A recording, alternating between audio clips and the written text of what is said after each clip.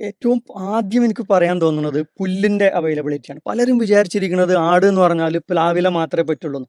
പ്ലാവില എന്ന് പറയുന്നത് നമ്മൾ ഒരു ടേസ്റ്റിന് അച്ചാറൊക്കെ കൂട്ടുന്ന പോലെയുള്ള കണക്കാക്കേണ്ടത്.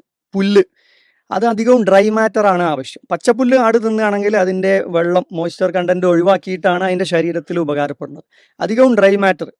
പക്ഷെ ആട് തിന്നാൻ ഇഷ്ടപ്പെടുന്നത് പച്ച അതാണ്. അതിൽ പിന്നെ പല കണ്ടന്റുകൾ വൈറ്റമിൻ കണ്ടന്റുകൾ ഉണ്ട്. ഡ്രൈ മാറ്റർ ഉണങ്ങിയ ഇലയാണ് ഉദ്ദേശിക്കുന്നത്. ഉണങ്ങിയ ഇലയാണ് ഏറ്റവും നല്ലത്. അതായത് അതൊരു 3 കിലോ കഴിച്ചാൽ അത് ഉള്ളതാണ്. അത് ശരീരത്തിലേക്ക് മറ്റത് മോയ്സ്ചർ കണ്ടന്റ് ആയിട്ട് വെള്ളത്തിന്റെ കണ്ടന്റ് ആയിട്ട് അത് പുറത്തു പോകും. ആദ്യം പുല്ല് എന്നുള്ളതാണ് നമ്മൾ സെക്യൂർ ആക്കേണ്ടത്. മറ്റുള്ളവന്റെ കണ്ടത്തിലുള്ള പിലാവും പുല്ലും കണ്ടിട്ട് നമ്മൾ ആടിനെ വളർത്താൻ കഴിയില്ല. അതൊരു പ്രധാന പോയിന്റാണ്. അപ്പൊ അത് അയാൾ തടഞ്ഞു നമ്മളെ, അല്ലെങ്കിൽ വഴി അടച്ചു, അല്ലെങ്കിൽ അവനായിട്ട് ചെറിയൊരു പ്രശ്നം ഉണ്ടായാൽ മതി, അവിടുന്ന് പുല്ല് നമുക്ക് കിട്ടൂല. അപ്പൊ നമ്മുടെ പറമ്പിൽ പുല്ല് കൃഷി ചെയ്യാം. പുല്ല് തന്നെ ആകണമെന്നില്ല.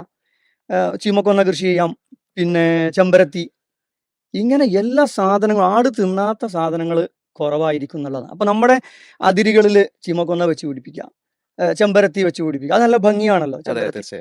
അത് അങ്ങനെ വെച്ച് പിടിപ്പിക്കാം. പിന്നെ പല സാധനങ്ങളുണ്ട്. അൽഫാൽഫ എന്ന് പറഞ്ഞിട്ടുള്ള ഒരു കുറ്റിച്ചെടി ഉണ്ട്, ചോളം, 2 തരം ചോളം, ഇതൊക്കെ നമുക്ക് സെക്യൂർ ആക്കാം. പിന്നെ നമ്മളെ അപ്പുറത്ത് നമ്മൾ സ്മോൾ സ്കെയിലിൽ ചെയ്യുകയാണെങ്കിൽ അപ്പുറത്തുള്ള പാട ഒഴിഞ്ഞ് കിടക്കുന്നുണ്ടാവും. അത് ചോദിച്ചാൽ ചിലപ്പോൾ വെറുതെ തന്നെ കിട്ടിയെന്ന് വരും. അപ്പോൾ അവിടെ നമ്മൾ പുൽകൃഷി ചെയ്യാം.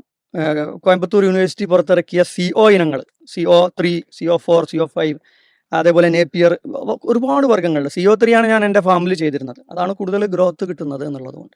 അപ്പോൾ ആദ്യം നമ്മൾ സെക്യൂർ ആക്കേണ്ടത് പുല്ലിൻ്റെ കാര്യം.